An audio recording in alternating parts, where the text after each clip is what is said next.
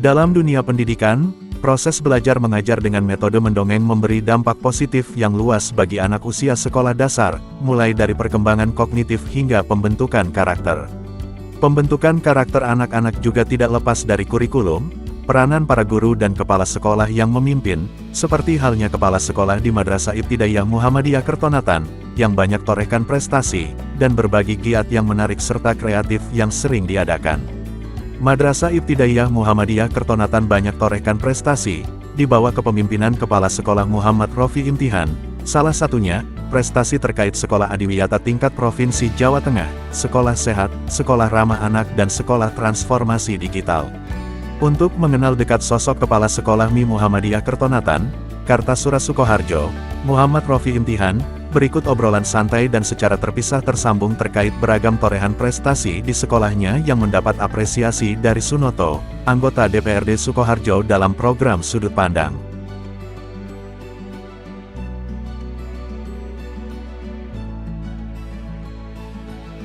Assalamualaikum pemirsa berita Seloraya TV channel YouTube. Bulan sekali pada pagi hari ini saya di MI Muhammadiyah Kertonatan bersama dengan beliau Bapak Kepala Sekolah Bapak Muhammad Rofi Imtihan ya Pak ya, MPT. Beliau lulusan dari alumni UMS Surakarta. Assalamualaikum Pak Rofi. Waalaikumsalam warahmatullahi wabarakatuh. Bapak sehat ya? Alhamdulillah, luar biasa. Lama nggak jumpa ya, berapa lama ini Pak ya? Baru kemarin Pak ya? Baru kemarin 1 bulan yang lalu. Pak Rofi, ini ada sisi menarik Pak yang saya mengambil dari cerita perjalanan Pak Rofi ya. Pak Rofi juga aktif di Muhammadiyah, Iya. tapi saat ini juga sebagai kepala sekolah di MI Muhammadiyah Kertonatan yang berjuang sampai saat ini Pak, ada gedung yang begitu megah dengan berbagai metode belajar untuk para siswa-siswi. Mungkin awal mulainya perjalanan Pak Rofi sebelumnya seperti apa sih Pak? Bisa diceritakan sedikit ya Pak ya? Iya, sebelumnya karena saya berawal dari kader Muhammadiyah yang aktif di pergerakan Perserikatan Muhammadiyah, dan saat itu kami di Pemuda Muhammadiyah dan juga sebagai Ketua Lazis Muhammadiyah pimpinan cabang Kartasura. Jadi banyak kegiatan-kegiatan yang memang harus saya dan teman-teman perjuangkan untuk Muhammadiyah Kartasura ini. Jadinya pimpinan cabang Muhammadiyah khususnya Majelis Dikdasmen itu menilai bahwa amal usaha Muhammadiyah itu memang harus mencari untuk pimpinan itu dari kader, karena butuh loyalitas, butuh perjuangan yang keras, khususnya di Kertonatan ini, yang mana tahun 2016 itu tertinggal jauh daripada MI Muhammadiyah yang lain. Untuk itu Majelis Dikdasmen Pecam Kartasura meminta saya untuk memimpin di sini untuk mengubah image MI Muhammadiyah Kertonatan ini supaya diminati masyarakat kembali. Yang mana sebetulnya saya dulu pernah di lembaga keuangan, di bank ya. Jadi memang pengalaman-pengalaman di lembaga keuangan itu sebagai modal saya terapkan memimpin di sini. Iya, jadi kedisiplinannya dan juga etos kerja dan layanan terhadap masyarakat ke orang tua dan ke siswa ini yang saya terapkan di MI Muhammadiyah Kertonatan ini awal-awalnya seperti itu. Nah, saya di MI Muhammadiyah Kertonatan ini 2016, ya. Sampai sekarang, alhamdulillah ini sudah periode ketiga. Luar biasa sekali karena untuk periode kepala sekolah itu kan tiap 4 tahun. Dan maksimal sebetulnya 2 kali periode. Alhamdulillah ini saya sudah masih dipercaya majelis untuk yang periode ketiga ini, gitu. Tapi memang awal mulanya penuh perjuangan ya Pak ya dalam mengembangkan MI ini. Iya, MI Muhammadiyah Kertonatan ini dulu menghadapnya ke timur ya. Itu dengan apa ya, masih sarana prasarana yang belum lengkap maupun belum bisa untuk memenuhi program pembelajaran yang saat ini harus serba digital. Akhirnya ya kami pun harus bekerja keras mencari maupun menyesuaikan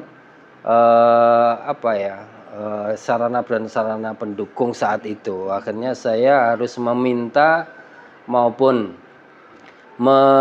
mencari bantuan untuk sarana prasarana itu. Contohnya kayak papan tulis. Saat itu di sini papan tulis itu masih hitam itu kan, masih pakai kapur itu ya. Saya meminta ataupun memohon kepada majelis didasmen bagaimana caranya ini kita harus ganti dengan yang putih supaya kelihatan bersih. Nah, saat itu ada beberapa MI itu yang membantu. Terus ada juga dari SMK juga membantu. Akhirnya alhamdulillah 6 ruangan, 6 kelas saat itu terpenuhin. Itu gebrakan di awal. Setelahnya supaya ada pandangan dari masyarakat lingkungan sekitar, itu saya mengubah warna sekolah.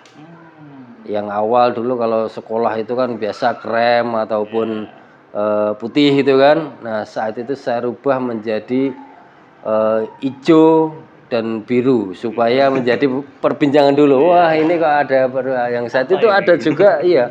Tetangga sekolah warnanya hijau, sekolah warnanya nah kayak gitu ya.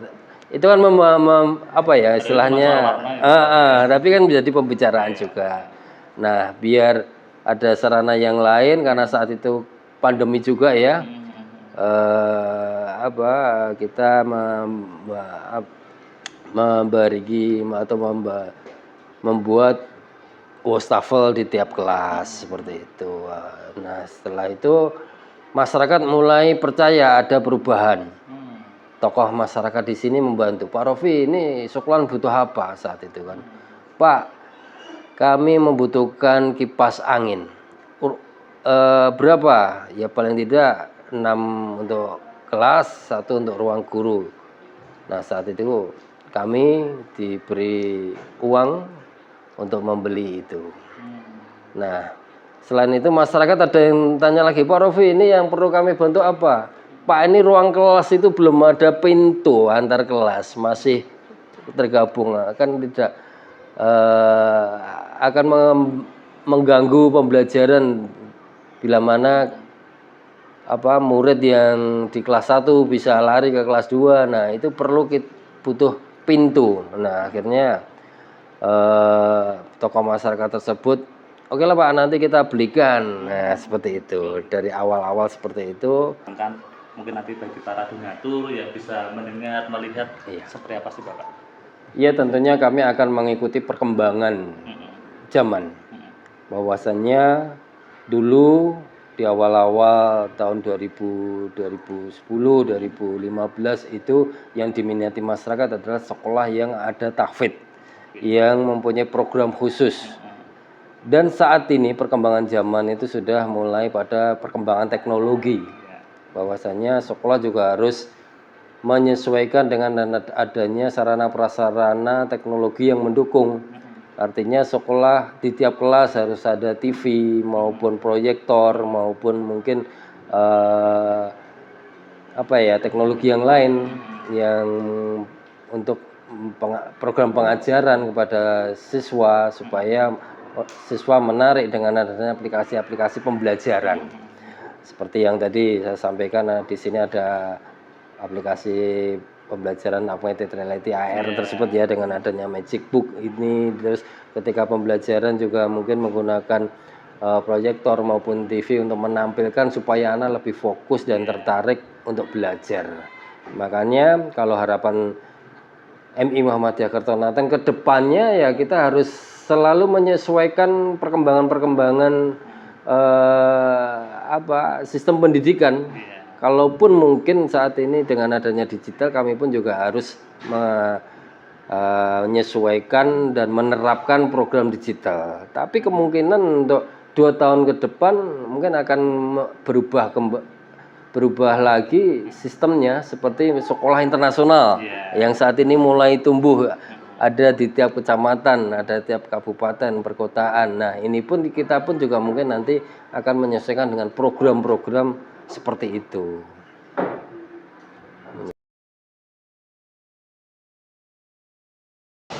Jujur sangat mengapresiasi dari apa yang sekarang MIM PK Kertonatan perkembangannya ya, baik itu siswanya selalu bertambah, fasilitas sekolah diperbaiki, lalu juga fasilitas sekolahnya juga sekarang panjenengan mungkin sudah ke sana sudah melihat sendiri, karena saya tahu persis saya sebagai warga Kertonatan yang dulu seperti apa dan sekarang ini seperti apa, sehingga memang saya memberikan apresiasi yang luar biasa untuk ya tim pendidik di MIM PK Kertonatan ini. Oh gitu ya. Iya. Kertonatan juga mensupport ya, mendukung ya. Oh ya, selalu mensupport, apalagi saya warga Kertonatan kan, sehingga saya selalu memantau, bertanya kepada teman-teman pendidik di sana bagaimana perkembangan sekolahan itu, sehingga ya luar biasa lah, saya harus berkata jujur. Apa yang jadi alasan Pak Sunoto membantu secara material dan lain sebagainya untuk MI Kertonatan ini? Ya itu tadi saya sampaikan di depan, kan saya sebagai warga Muhammadiyah ya, walaupun saya tidak di kepengurusan ya, karena saya sekarang di politik, tapi tetap tidak hanya Minggonilan aja yang kami fasilitasi untuk bisa mendapatkan bantuan APBD dari kabupaten. Itu kepuasan saya tersendiri lah kalau saya bisa membantu aset-aset Muhammadiyah, karena Muhammadiyah tahu sendiri kan, kita Muhammadiyah itu tidak pernah mencari bantuan-bantuan, sehingga kita Paham betul ya? iya, saya paham betul, sehingga saya sendiri yang punya niatan untuk membantu aset-aset yang perlu kita bantu. Secara pribadi maupun Ya, secara pribadi tidak baik saya sebutkan ini ya, tapi ini anggaran-anggaran yang disediakan oleh APBD Kabupaten Tuban.